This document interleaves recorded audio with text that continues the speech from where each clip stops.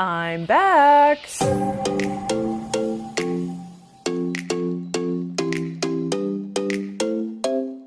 probably didn't notice, but I was off of YouTube for a couple months, unintended. I've always prided myself on being consistent with my content creation, but it happened to me. I had to take a break from YouTube. So where have I been? What's really been going on behind the scenes, mostly in my personal life? That's what I want to share with you in today's video. So where have I been? What have I been up to? If you follow me on Instagram, you would have seen that I created a brand new product called Social Bank. It was our biggest undertaking to date. Like, we started planning Social Bank in March and we didn't finish it until July.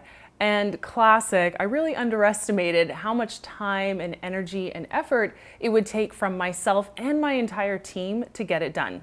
And this product creation was intense. Like, I hired a naming copywriter, I hired a course consultant, a course designer, a video editor, Effie, who I'm with today, another content writer, animators. Like, we went full out with this product because we wanted it to be the best. And me being a type A perfectionist, probably went a little overboard in all the moving parts that were going on to make Social Bank so awesome. So in June, I kind of burned out, and I'm gonna share more about that in a separate video, but we were able to push through, finish Social Bank. And then if you've ever created a digital product, you know that after you've created a product, you want to sell it. You want to get it out there. So we went straight from making this product for months, and it was like a marathon, to launching the product in July. So that's kind of where my focus was from March all the way to July, was making Social Bank and getting it out there. Now, the launch was a success, I would say, even though I kind of was burned out and my team had to take over. And I'm going to share all the details of what went down in our Social Bank launch in a separate video. So while all this was going on, while Social Bank was in the works, I was also traveling and living out of a suitcase. So last November, my then boyfriend and I went to Mexico, and we wanted to be there for winter. Our very first morning in Mexico, he proposed. So now he's my fiance. Is this awkward to hold my hand like this? I now have a fiance, so I might say boyfriend, I might say fiance, but you get what I mean. I've been engaged since November, and we were living in different cities around Mexico for all of winter, which was awesome.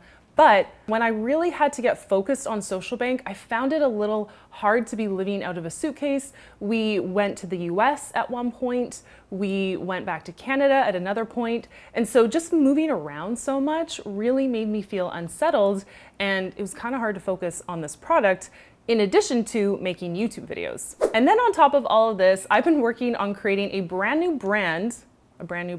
I've been making a new brand for myself, working with an agency, and they're also building a new website. So I know it doesn't sound like a lot of work because an agency is doing it, but it's been a lot of work. There was the photo shoot to plan and do. There's been all the copy to write. There's been all the little decisions to make. So these have been the big things that have been going on behind the scenes.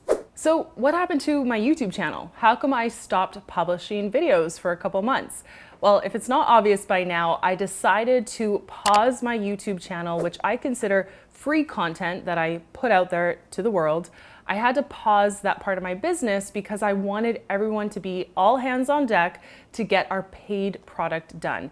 At the end of the day, as business owners, you probably have your paid content, your free content, and you got to make a choice. When your energy is tight and you don't have more of yourself to go around, sometimes you have to cut things. So in this case, I decided to cut our free YouTube content just momentarily because I'm back now, so that my team and I could focus on our paid product. At the end of the day, I gotta make money in my business so that I can continue to make content for YouTube.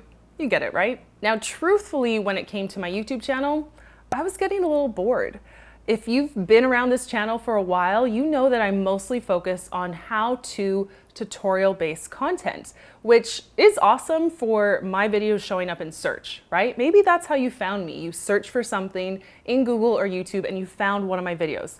That's great. But as a human, I was starting to get a little bored feeling like I was a reporter of Instagram news. And, you know, talking about like the algorithm and hashtags, they are important, but it's a little dry. And I know you're a busy business owner. You don't really need to know the inner workings of the algorithm when you just need to know how to make Instagram work for your business. So my energy towards making videos started to die off a little, especially as we were moving around and living in different Airbnbs. It just started to become not fun. You know, there were quite a few B-roll moments that got cut.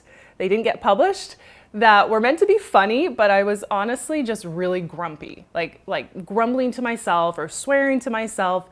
And I just thought, if that's the energy I'm bringing to my YouTube audience and bringing to the camera on my days of filming, I'm probably not in the right headspace. I want to have fun with this, right? So another reason why I took a pause, I just wanted to reassess what kind of content I was putting out there on YouTube. And to be honest, this video is kind of an experiment to see if it feels good and it feels fun to create more personal content. So if you're already liking this topic, please give me your feedback. Just drop a comment right below this video. I'd love to hear your thoughts on, do you want to get to know me more as a human, or do you want me to just stick to the how-to tutorials on Instagram for business? I won't be offended. Either way, I would just love to hear from you. Okay, so that's where I've been these last few months. That's why I paused my YouTube channel. But what's been really going on, and this is the part where I get a little nervous because I usually don't share this kind of information and put it out there on the internet, but I want to tell you what's really been going on behind the scenes. So I've had some health concerns, and that really made me take a pause at the level of content production that I was used to. Long story short, during our travels, my fiance and I got the thing that's going around the world right now. I don't even want to say it. And we were very lucky to have a mild case of it, so much so that we didn't even think to get tested. We didn't think that we were that sick. But when we were trying to enter Canada, we then learned that we were positive, and we had to quarantine and hang out in the US a bit longer until we were like 15 days out from our first positive test. It's complicated, it's a whole thing. Luckily, we felt fine. Luckily, there were no major issues. There was nothing like to do with our lungs. We lost our taste for a couple days. But after recovering from it, I became a little paranoid that other things going on with my health were a result of having had that thing. And to be honest, with that, I also had a lot of anxiety and questions about getting the thing you're supposed to get in your body to protect yourself from the other thing. I don't know why I'm being cryptic. I just feel like, search engines don't love these terms, and I don't want to flag my video. But I had a lot of questions and anxiety about it, and the way of the world, it just felt like there was such a division. You're either on this side or that side, and it just felt like there was no room in the middle to ask questions about the impact of our health in the long term, which no one really knows. But I'm a 34-year-old woman, To be frank, if I'm gonna have kids, it's gonna be sometime soon, and this was a real concern of mine. Like, what am I doing to my body? What's been going on? What are the long-term effects? So with all of that happening in the summer, I feel like I really became highly anxious and highly stressed out.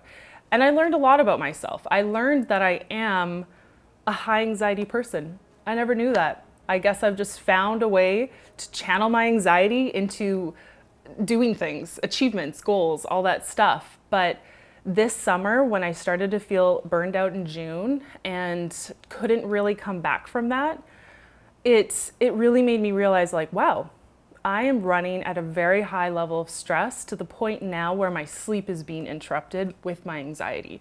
This is a first for me. I've never had this in my life. It's even hard to admit. It was hard to feel like I was admitting to my team that I had a weakness, that I was feeling burned out, that I was feeling overwhelmed. I'm used to just pushing through it. So, the last 18 months, we've all been through it. I feel like my blinders were on for the first year, and then it really came smacking me in my reality more recently. And my energy just got shot, and I just had to take a breather. So I mentioned the sleep problems. I also, unfortunately, felt like I was putting on weight which is such an uncomfortable feeling. But after coming back from Mexico, coming back into North America and eating North American food, I felt my body totally go out of whack. I felt my hormones go out of whack. And again, so many questions came to my mind of, why did we leave Mexico? What's in the food here? What's going on in my body? What's going on in my hormones? So it just didn't make me feel like I really wanted to put myself out there. I don't know if that's weird to say, or it's a bit dramatic, because it is maybe like 5 pounds that I gained, but it's still, it was still bothering me, in addition to not being able to sleep, in addition to all the stress stuff. And then on top of all that, within my family, there's a lot going around mental health right now. And I don't want to get into the details because it's not my story to share, but when someone in your family is struggling with mental health, all family members feel it. And so trying to help someone who's in that situation who might not think they need help, and then dealing with your own stress and anxiety on top of it, it's hard. It's a challenge. And as someone like myself who puts themselves out there on a consistent basis, I just didn't have the energy for it with all that going on. At the end of the day, health is the most important thing. And I've been so driven to hit my goals, make money, make something of myself. And this has been such a wake-up call to make my health #1 priority. So we spent our entire summer in Canada, and I was mostly with my family. So you know what it's like to be around your family when there's struggles going on, there's dynamics going on, you're just trying to get adjusted and accustomed to all those dynamics.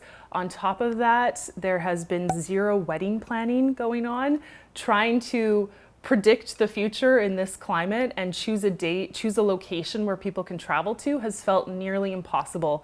And so even just thinking about we've been engaged for, 8 months now, and there's been no wedding plan, that's also an additional stress that I feel, but it also feels freaking impossible to choose a time, choose a location that our family from all around the world will be able to travel to. So I don't know where I sit with that one right now. I'm in between, let's just elope, or let's just pick a date and time, and if people can make it, great.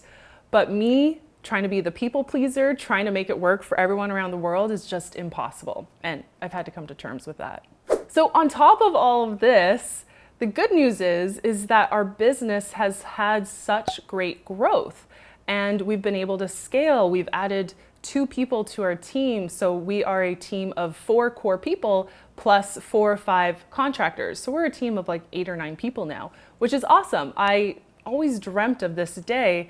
And, I would say with everything else going on, business and its growth, it's kind of a stress, but it's not the stress that keeps me up at night. So it's been a good stress, but still a stress nonetheless. That rhymes. So the more good news is that because I was really forced to take time off from June onwards, I embraced that. My fiance and I spent quite a bit of time traveling around BC and Alberta. We were able to take a lot of road trips, see some of my extended family, which I've wanted to do for years. And yeah, those were really special moments. Since we've been back in Ontario, we've taken more road trips around here, and we were able to spend a weekend in Sauble Beach at our friend's motel, which you can now watch on Netflix because she's got a show called Motel Makeover. So right before that show debuted, we were able to go to her hotel or motel, and it was awesome. So we're really soaking up our time in Canada, and there's a reason behind this. We're actually making a move out of Canada.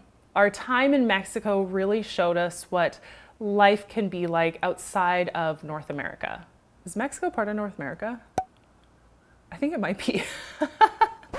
Our time in Mexico really showed us that we do well in those kind of environments where we're not in the hustle bustle of a city, but we're in a place that allows us to enjoy the weather, enjoy the beach, chill, do local things, also be in a culture that you didn't grow up in. And so for the first time, I'm making it public that we are moving to Spain. So we're kind of in Canada right now to tie up our loose ends, go through 10 years worth of stuff, figure out what's going to be shipped, stored, donated, all that great stuff.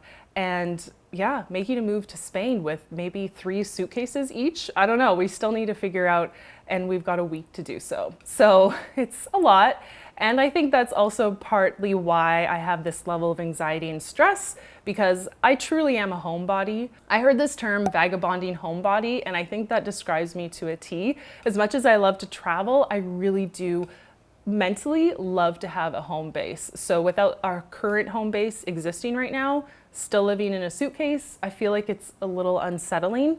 And I'm sure once we get to Spain, get a little settled there, the stress, the anxiety, the sleep issues, I think they're going to be resolved, hopefully. So that's the big news. We are making a move to Europe. We're going to be living there for at least a year, which is still crazy to say. I almost don't believe it. Maybe I'll believe it once we're there. But if you'd like to join me along on my European adventures and keep up with me in terms of my personal life, my business life, you know what to do. Be sure to subscribe to my channel, hit the bell, and you won't miss any future videos just like this one.